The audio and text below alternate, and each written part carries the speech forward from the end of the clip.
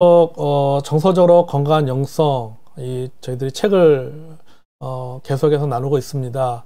책을 또 읽으신 분도 있을 거고, 또 책이 없어서 읽지 못한 분들도 있을 거라고 생각이 되어지는데, 저는 이 책을 이제 또 전에 오래전에 읽었던 책인데, 다시 한번 그 책들을 읽어 나가면서 많은 부분들을 또 생각하게 되고, 이 책의 내용처럼 이 책을 통해서 나의 모습, 지금의 어떤 나의 모습, 과연 내가 목회자로서, 그리고 그리스도로서, 또 교회 안에서 어떤 사역을 하고, 또 어떤 신앙생활을 하고 있는 나의 어떤 신앙의 형태의 모습이 어떤 모습인가, 과거의 어떤 성장 과정 속에서 받았던 여러 가지 긍정적인 영향도 있겠지만은 어떤 부정적인 영향, 또 과거에 어떤 제가 살아왔던 삶이 신앙생활에 이것이 어떻게 반영이 되어지고 영향을 주고 있는지를 좀 다시 한번 이렇게 돌아보고 생각하는 기회를 갖고 있습니다. 그래서 우리 성도님들에게도 이야기하고 싶은 게, 이 책을 읽으면서 그냥 어떤 그런 진도를 나가는 것보다도 이 책을 읽으면서 곰곰이 좀 자신을 좀 돌아보고, 어떤 그런 어렸을 때의 삶부터 지금까지 자신의 어떤 모습들, 내가 부모님으로부터 또 주변으로 어떤 영향을 받았는지를 다시 한번 돌아보고 좀 점검해보는 그런 시간이 되었으면 좋겠다라는 생각을 갖습니다. 오늘은 저희들이 이제 7번째 시간입니다. 정서로 건강한 영성 7번째 시간인데요. 책으로는 그 2단계입니다. 과거를 직면하라에 대해서 저희들이 함께 나누게 되었습니다. 이 책에 보면은 그 정서적으로 건강한 영성을 개발하기 위해서 몇 가지 단계가 있죠. 이제 지난주에 공부했던 것은 바로 1단계입니다. 자기 인식에 정직해야 된다라고 말하고 있고, 2단계는 과거를 직면해야 한다라고 말하고 있습니다. 그런데 여기 보니까는 이 소 제목이 좀 다른 제목이 당신의 발목을 잡는 과거와 화해하라 라고 했는데, 제가 책을 읽으면서 왜 이렇게 이 번역을 이렇게 했는지 사실 저는 잘 이해를 못 하겠어요. 당신의 발목을 잡는 과거까지는 알겠는데, 화해하라는 말이 나왔는데, 뭘 의미하는지, 화해를 어떻게 하라고 하는 건지, 또 이렇게 화해할 때 이것이 어떤 정서적으로 건강한 영성을 개발해 나가는데, 어떠한 그런 도움을 주는지에 대해서 아직 발견하지 못했습니다. 어쨌든 간에, 우리가 책의 내용을 좀 계속 이야기해서 나눠보겠습니다. 여기서 이제 아까 말한 그 2단계, 과거를 직면해야 된다라고 말하고 있죠. 그러면서 말하기를, 당신의 발목을 잡는 과거와 화해해야 된다라고 말하고 있는데, 여기에서의 그 과거라고 하는 것은 바로 가족입니다. 그러니까 성장의 과정 속에서 가족으로부터 받은 부정적인 영향을 말합니다. 일반적으로 우리가 부모 세대에 일어난 일은 종종 자녀 세대에도 반복이 됩니다. 그러니까 부모 세대가 했던 행동과 결정들이 다음 세대까지 영향을 미치기도 합니다. 그러니까 예를 들어 부모 세대의 그런 아픈 상처나 또 가족의 잘못된 삶의 양식들이 한 세대에서 다음 세대로 계속해서 다섯되는 현상들이 종종 일어나는 것을 보게 됩니다. 우리가 좀 성경 한 구절을 좀 보겠습니다. 출애굽기 20장 4절에서 6절 말씀인데요. 잠깐만, 너무 더워서요.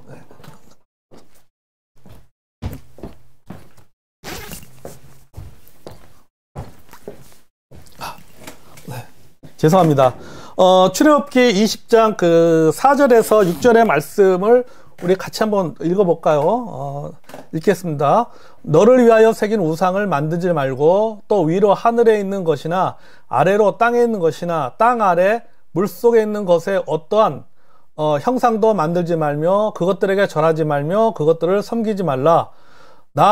내 하나님 여호와는 질투하는 하나님인즉 나를 미워하는 자의 죄를 갚되 아버지로부터 아들에게로 3, 4대까지 이르게 하거니와 나를 사랑하고 내 계명을 지키는 자에게는 천대까지 은혜를 베푸느니라고 말씀하고 있습니다. 출애굽기 20장 4절에서 6절의 말씀이죠. 그러니까 여기 보면은 아버지로부터 아들에게 3, 4대까지 이르게 한다. 그러니까 아버지로부터, 그러니까 아버지의, 그러니까 원가족이랬죠. 이 체계가 같은 원가족이죠. 이 혈연의 가족.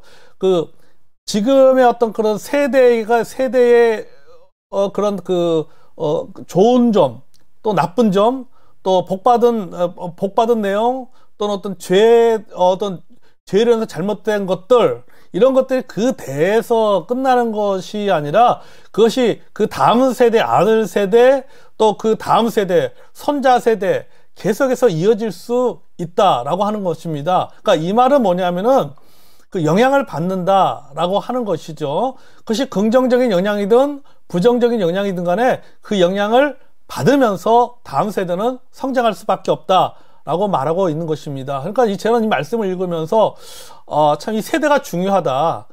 우리의 세대가, 우리 부모의 세대가 어떻게 하느냐에 따라서, 또 우리 부모의 세대가 우리 자녀들을 어떻게 양육을 하고 그들에게 어떤 가치관을 심어주냐에 따라서 그들이 그 가치관의 영향을 받고 성장하게 되고, 그 신앙생활도 그 가치관 속에서 신앙생활도 하게 되고, 또 우리 아들 그 자녀들의 세대가 그렇게 그런 가치관들을 또 자기들의 자녀들에게 계속해서 물려준다라고 하는 것들을 생각해 보면서 이 부모된 우리들이 참 책임이 무겁다라는 생각을 갖게 됩니다. 우리 성경 또 한 구절 보면은 우리 그 사무엘하 12장 10절 말씀인데요. 우리 같이 읽어볼까요? 자, 이제 내가 나를 업신여기고 햇사람 우리아의 아내를 빼앗아 내 아내로 삼았은즉 칼이 내 집에 영원토록 떠나지 아니하라 하셨고, 사무엘하 12장 그 10절의 말씀입니다. 여러분, 이 말씀이 이제 그 다윗이 그 밧세바를 취하기 위해서 그 밧세바의 남편인 우리아를 죽였을 때 하나님께서 이렇게 선언하신 것이죠. 그게 바로 사무엘하 12장 10절 말씀이죠. 그러니까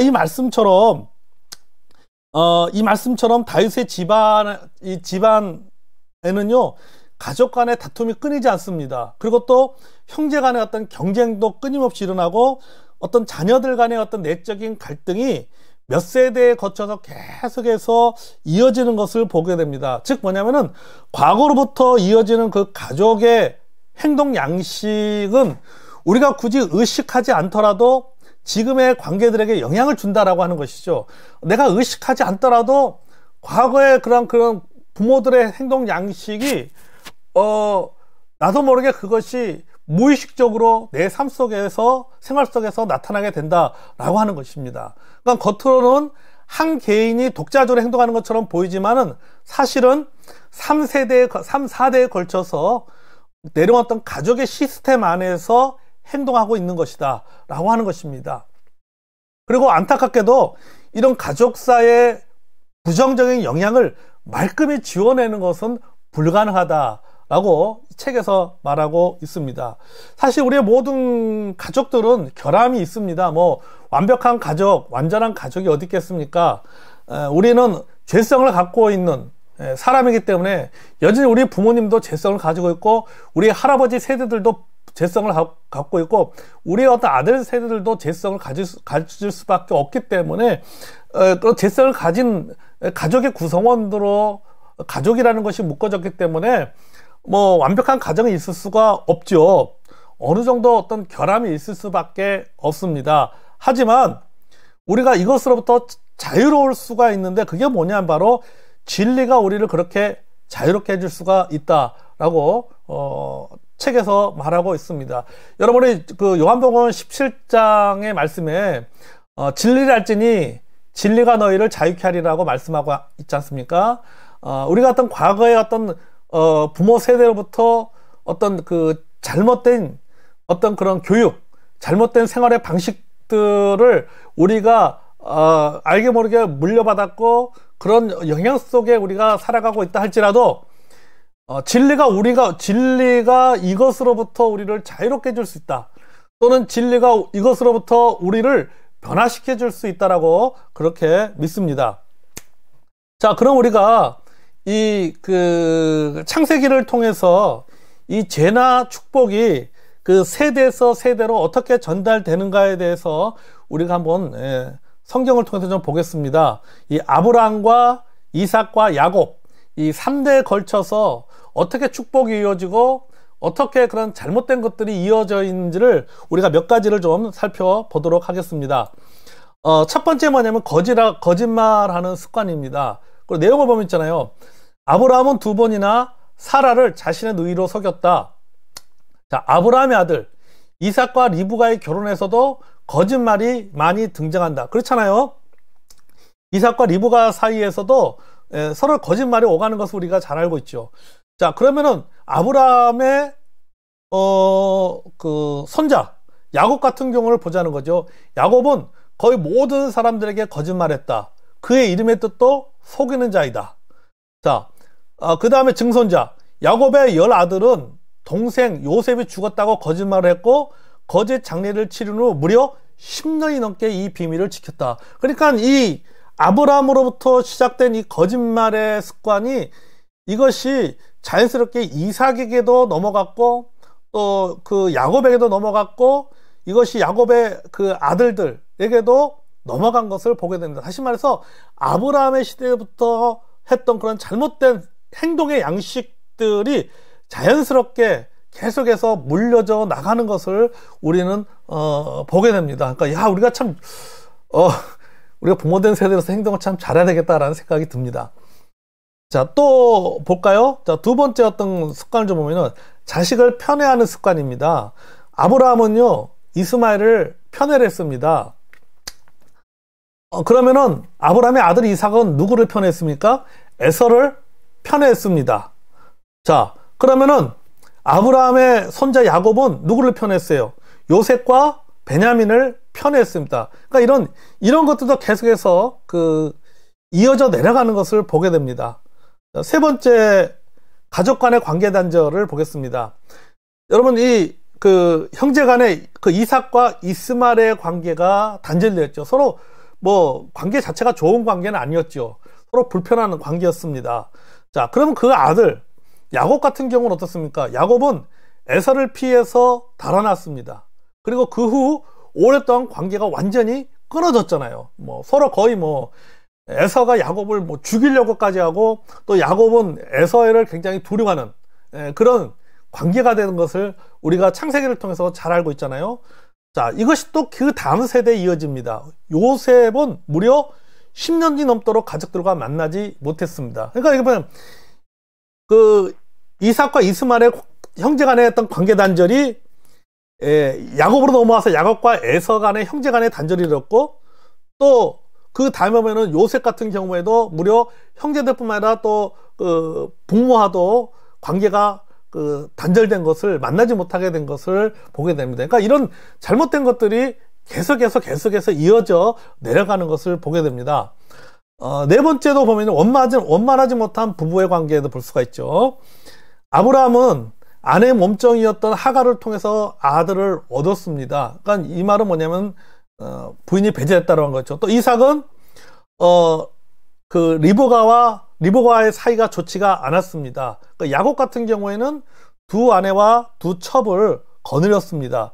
자, 이렇게 이게 알게 모르게 이게 그러니까는 그게 내려가는 것이죠. 어떤 잘못된 부모 세대의 어떤 잘못된 방식, 부모 세대의 잘못된 생활의 방식들, 그리고 부모가 자녀들을 양육하면서 그들에게 심어준 어떤 잘못된 그런 가치관들, 어떤 잘못된 모습들이 그것을 자녀들이 그대로 그것을 물려받게 된다라고 하는 거, 또 이것이 그들이 살아가는 생활 양식에 그대로 영향을 주고 있다라고 하는 것을 보게 됩니다.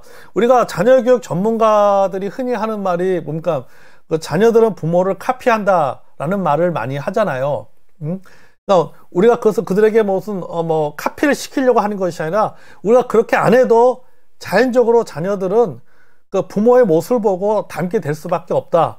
라고 하는 것입니다. 그래서 우리가 일반적인 어떤 그런 생활뿐만 아니라 저는 이 내용을 보면서 그런 생각을 좀 해봤어요. 그러니까 우리가 일반적인 것뿐만 아니라 우리 부모의 세대가 참 중요하다.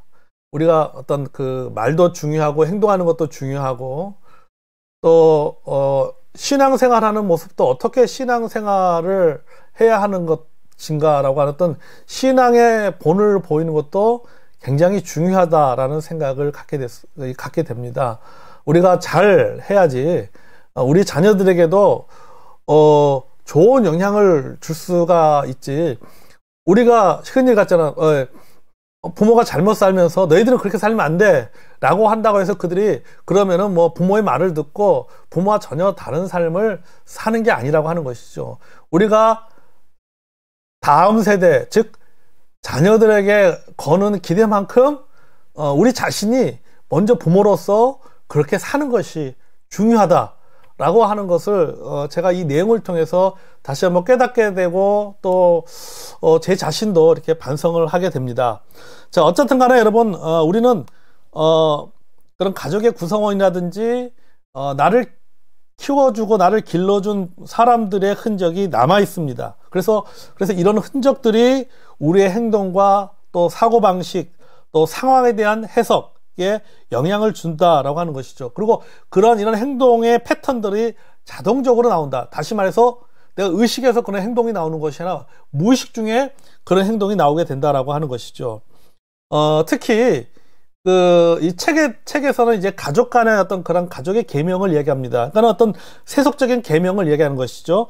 이 가족의 계명 같은 경우에는 어떤 신앙과 상관없이 인간관계 그대로 적용되고 있다라고 말하고 있습니다. 이 정서적으로 건강한 영성 이 책의 145페이지에 보면요.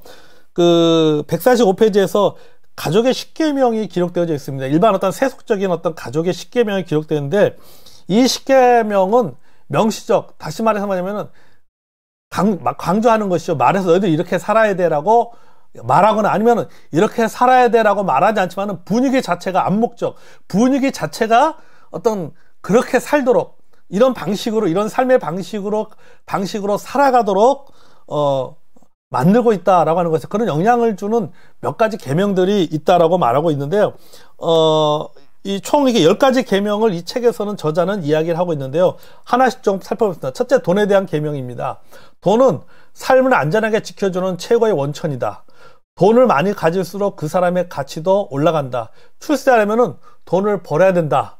라고 하는 이런 것들을 어떤 때는 말로 하지만은 말하지 않더라도 무의식적으로 우리 아이들에게 이런 것들을 심어주고 있다라고 하는 것입니다.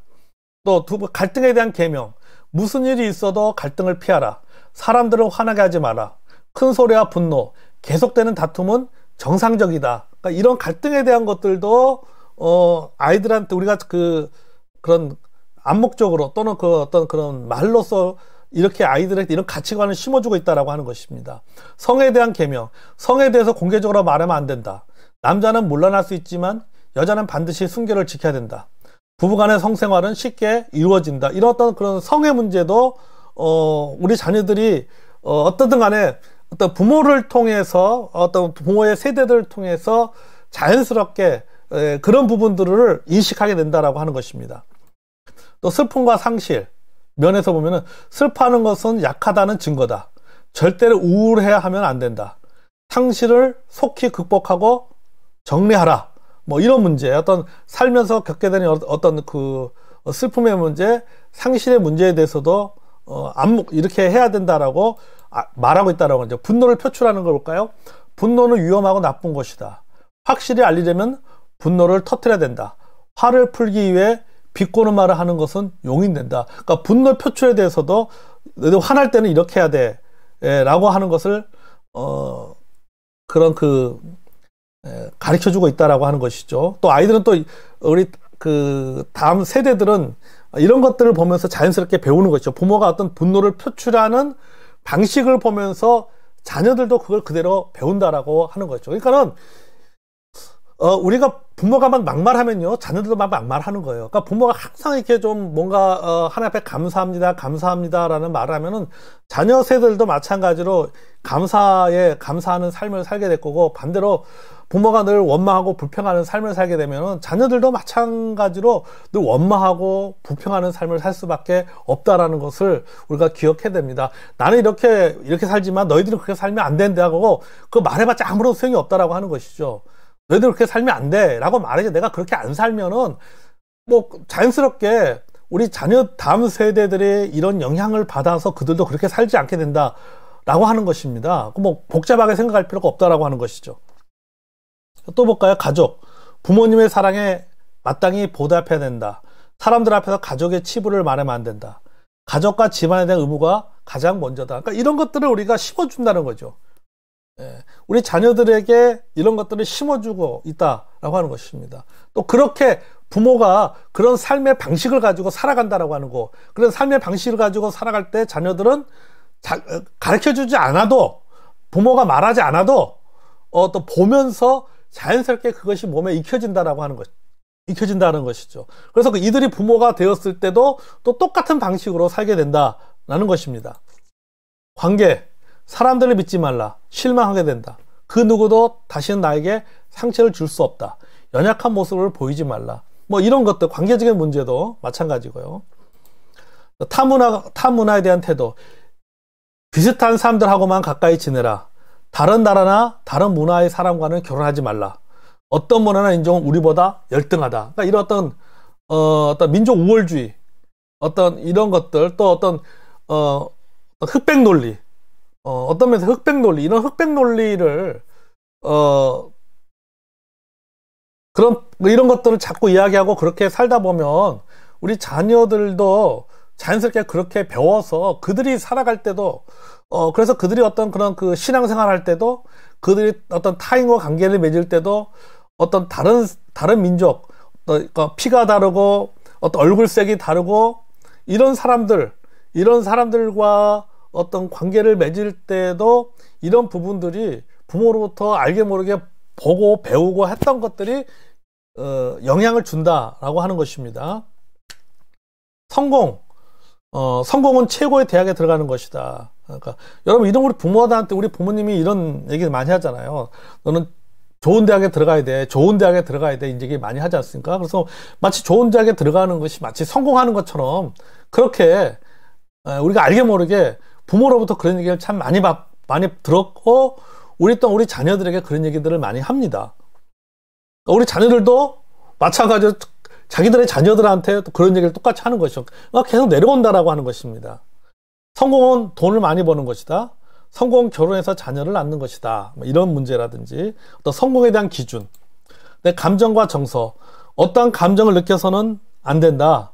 감정은 중요하지 않다. 깊이 생각할 필요 없이 감정이 이끈 대로 행동하라. 뭐 이런 것들이죠. 뭐 이런 부분도 마찬가지고요. 또 자, 어떻든 간에 이제 이런 보면이 그 외에도 여러 가지 많이 있죠. 뭐 신앙적으로 또는 뭐 하나님이라든지 또 하나님에 대해서 또 다른 교파를 갖고 있는 사람들에 대해서 또는 타 교회를 다니는 사람들에 대해서 어떤 타 종교를 갖고 있는 사람들에 대해서 또 다른 믿음을 바라보는 관점, 또는 심지어는 어떤 교회 안에서 자신의 가치와 존재감을 느끼기 위해서 유능해져야 한다는 것도 마찬가지죠. 그러니까 교회 안에서도 우리가 네가 공부를 잘해서 네가 성공해서 교회 안에서도 사람들에게 인정받는 사람이 돼야 되고 사람들이 중요하게 여기는 그런 사람이 돼야 된다라고 하는 것을 우리가 은연중에 알게 모르게 우리 자녀들에게 그런 부분들을 우리가 가르쳐주고 있다라고 하는 것이죠. 그리고 우리 자녀들은 또 부모로부터 어떤 그런 것들이 어떤 그런 그런 메시지를 듣게 되고 그렇게 어떤 그런 방식으로 양육되게 되면은 어떤 그 교회 안에서도 자칫하면은 우리가 소위 말해서 신앙생활 하는 데서도 어떤 엘리트주의적인 신앙생활을 할 수가 있는 것이죠. 그리고 또 자녀들이 이것을 보고 그 자녀들도 신앙생활을 또 그런 방식으로 할 수가 있다라고 하는 것입니다. 자, 여러분, 우리가 우리는 하나님 말씀으로 이런 메시지를 철저하게 점검해 보아야 됩니다. 다시 말해서 뭐냐면은 부모님으로부터 우리가 부모 세대로부터 들었던 말, 또 배웠던 어떤 삶의 교훈들, 또 삶의 지침들, 그리고 알게 모르게 내가 성장하는 과정 속에서 몸에 익어져 버린 어떤 그런 사고 방식들, 어떤 그런 가치관들을, 과거의 그런 가치관들을 우리가 그대로 가만히 놔둘 것이 아니라 우리가 그 하나님의 말씀을 통해서 점검해 봐야 된다라고 하는 거죠. 그래서 하나님 말씀을 통해서 우리가 잘못된 것들은 우리가 교정을 해야 됩니다. 변화된다라고 하는 것입니다. 그럴 때만이 우리가 정서적으로 건강한 영성으로 발전해 갈 수가 있다라고 하는 것입니다. 그런데 만약에 그런 것들을 점검해 보지 않는다 하면은 그런 어떤 삶의 방식들을 가지고 동일하게 신앙생활도 그런 방식으로 하게 된다라고 하는 것이죠.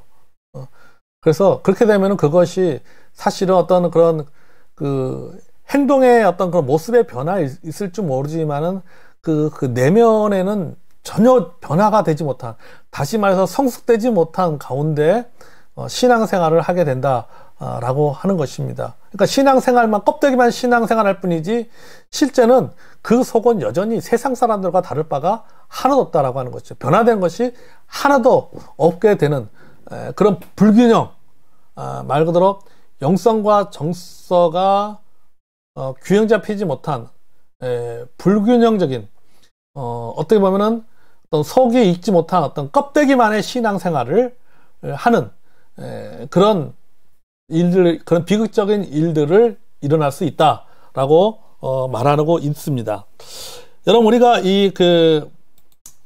현재 삶에 미치는 과거 영향 무시할 수 없다라고 말하고 있습니다. 이 책에서 보면, 그러니까 우리가 이 가족으로부터 독립해야 된다는 것은 마치 이스라엘 백성들이 애굽에서 출애굽한 것과 똑같다라고 하는 것이죠. 그와 비슷하다는 것이죠. 또한 이것이 하나님의 바람이기도 합니다. 그러니까 완전히 영적인 애굽에서 하나님 우리가 나오기를 원하시는 것이죠. 그런데 여러분, 이게 뭐 출애굽기 읽어봤지만은, 여러분, 이스라엘 백성들은 그들은 물리적으로는 애굽 땅을 나왔지만은 여전히 그들 안에는 여전히 그 애굽의 문화와 사고 방식이 남아 있는 것을 보게 됩니다. 그러니까 그들이 물리적으로는 애굽 땅에서 나와서 모세의 어떤 지도력 아래 들어서 하나님의 인도하심에 따라서 광야길을 걸어가면서 가나안 땅을 향해서 가고 있지만은, 그러나 그것은 물리적으로만 어떤 나온 것뿐이지 그들의 사고 방식이라든지 그들의 생각은 여전히 어디에 머물러 있냐면은 그 애굽에 머물러 있다라고 하는 것입니다. 근데 여러분, 이 책의 저자가 하는 말이 이런 내용을 하는지, 그러니까 우리의 신앙생활이 이럴 수 있다라고 하는 겁니다. 우리의 신앙생활이 이럴 수 있다는 거죠. 그러니까 물리적으로는, 그러니까 우리의 어떤 행동 자체, 우리의 언어라든지 어떤 우리의 생활 모습은 예수를 믿고 난 이후에 어떤 기독교인처럼 생활하고 있지만은 우리의 가치관, 우리의 생각, 우리의 사고 방식은 여전히 예수 믿기 전에, 구원받기 전에의 그런 모습으로, 어떤 그런 사고 방식으로 신앙생활을 하고 있다라고 하는 것이죠. 그러니까 여기 이 책에서는 그렇게 말하고 있어요. 우리가 그리스도의 제자가 되기를 결심했지만 무의식 속에서는 여전히 원 가족을 통해 내면화된 계명들과 규칙을 따르고 있을 것이다 라고 말하고 있습니다. 그래서 말하기를 현재의 삶에 미치는 과거 영향을 우리가 무시할 수가 없다라고 말하고 있는 것입니다. 그런 내용이죠. 자, 물론 우리가 이 가장 큰 문제는요, 그 가족을 통해서 배운 어떤 보이지 않는 그런 어떤 계명들과 하나님의 법, 예수 그리스도의 법과 정묘로 충돌할 때이죠. 이런 것들 충돌할 때 우리는 당연히 이 부분에서 갈등을 하게 될 것이고, 어떻든 우리가 이런 일들이 있게 되면은 우리는 그리스도의 법을 따라야 되는 것은 당연한 것이고요. 근데 더 문제는 뭐냐면요, 너무 이 가족의 계명이 너무 깊숙이 새겨져 있어서 이 그리스도의 법, 즉 하나님의 말씀과 구별조차 되지 않는다라면 그 결말은 비극적이다라고 하는 것입니다. 다시 말해서 뭐냐면은 내가 이렇게 신앙생활을 하고 있는 그 모습이, 나의 어떤 신앙의 형태가, 신앙 안에서 나의 어떤 사고 방식이, 그것이 사실은 하나님의 말씀과 동떨어진 하나님 말씀에 위배되어지고 그런 모습들이 오히려 내가 성장하는 과정 속에서의 내 몸에 익숙해졌던 그런 그 모습인데, 그것이 마치 그런 어떤 그 인식되는 방식으로 어떤 신앙생활을 하는 것이 마치 내가 하나님 말씀에 순종하면서 하나님 말씀대로 하는 것처럼 착각할 수 있다라고 하는 것입니다. 이 저자는 말하기를 그것이 가장 큰 비극이다라고 말하고 있습니다. 여러분, 이게 그 삶과 영성은요 분리시킬 수가 없습니다. 결국 뭐냐면은 지금의 나의 언행과 사고방식이 바로 나의 영성 수준입니다. 이 책에서 저자는 그렇게 얘기합니다. 자신이 그리스도인이 된 이후에 기도를 배우고 성경도 배우고 소그룹도 활동하고 예배와 사역을 했는데, 이런 신앙적인 행동은 어렵지 않았다라고 하는 것이죠. 그러니까 기도하는 거 어렵지 않고 성경 공부하는 거 어렵지 않고 소그룹 사역하는 것은 전혀 어려움이 없었다라고 하는 것이죠. 근데 복잡하고 진짜 어려웠던 것은 뭐냐면은 자신 안에 그 뿌리 깊게 내려 있는 사고와 습관, 행동 양식들을 바꾸는 것이 진짜 힘들었다라고 하는 것입니다. 그러니까 사역이 힘들었던 것이 아니라 신앙생활 그 자체가 힘들었던 것이 아니라 진짜 힘들었던 것은 아직도 내 안에 변화되지 못한 옛날의 습성들, 아직도 내가 바꾸지 못한 어떤 과거의 잘못된 방식들, 이런 것들이 굉장히 나를 힘들게 했다라고 말하고 있습니다. 그러면서 말하기를 뭐냐면은, 과연 이것들에서 벗어날 수 있을까? 그러면은, 과연, 나를 이렇게 힘들게 해 어떤 그런, 영향, 과거에 했던 그런 그 잘못된 내가 벗어나서 진짜 영성을 가진 그리스도로서 또 내면의 변화를, 내면이 변화되고 예수 그리스도를 더 닮아가고 장성한 분량에 이르기까지 내 삶이 개발될 수 있을까? 라고 하는 질문을 갖게 되는데, 이 책에서 말하기를 가능하다라고 말하고 있습니다. 그렇게 만들어진다라고 말하고 있습니다. 이 책 내용이 이렇게 말하고 있어요. 기독교의 놀라운 메시지는 하는 것이다. 우리의 미래는 하나님의 손에 달려있다. 당신의 과거는 필연적인 운명이 아니다. 신약성경이 분명하게 선하듯 그리스도인이 된다는 것은 하나님의 자녀로 입양된다는 것이 새로운 시작이다. 자, 이 말이 뭐냐 합니까? 여러분, 어떻게 보면은 예수 그리스도를 마음에 영접하고 구원받으면은 우리는 하나님의 자녀가 되는 것입니다. 바울은 로마서를 통해서 이것을 어떻게 표현하면 로마법에 나오는 입양제도를 통해서 이것을 말하고 있어요.